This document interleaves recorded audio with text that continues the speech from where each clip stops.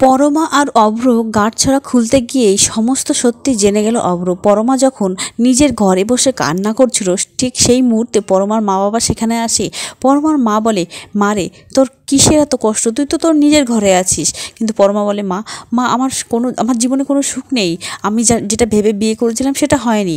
পরমার বাবা বলে, তুই যদি এই বিয়েটা থেকে বেরোতে চাস তবে বেরিয়ে আয়, যে বিয়েতে তুই সুখী নস সেই বিয়ে থেকে তুই বেরিয়ে আয় মা।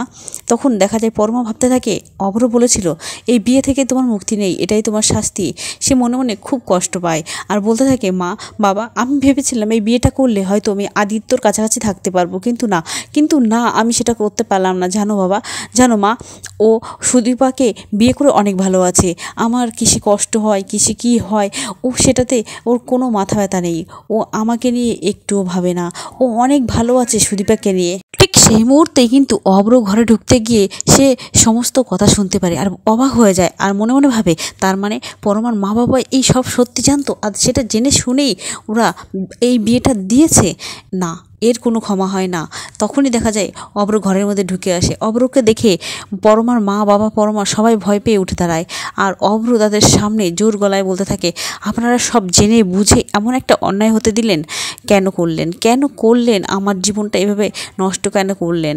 তখন পরমার বাবা কিছু বলতে গেলে অভ্র বলে, আপনি যাই বলুন না কেন, আপনার মেয়েকে আমি কখনো মুক্তি দেব না।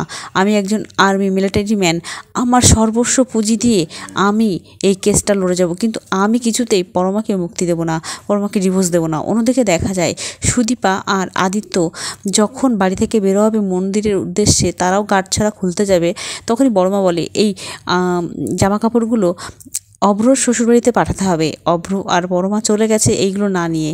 তখন আদিত্য বলে, বড়মা আমরা তো মন্দিরে যাচ্ছি।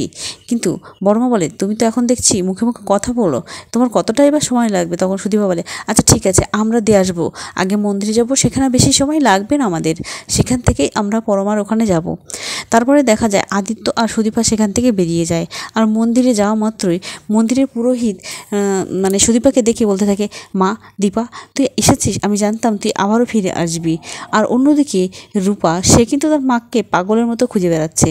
মন্দিরের বাইরে এসে প্রত্যেকটা মানুষকে ধরে ধরে বলছে, মা মা কই?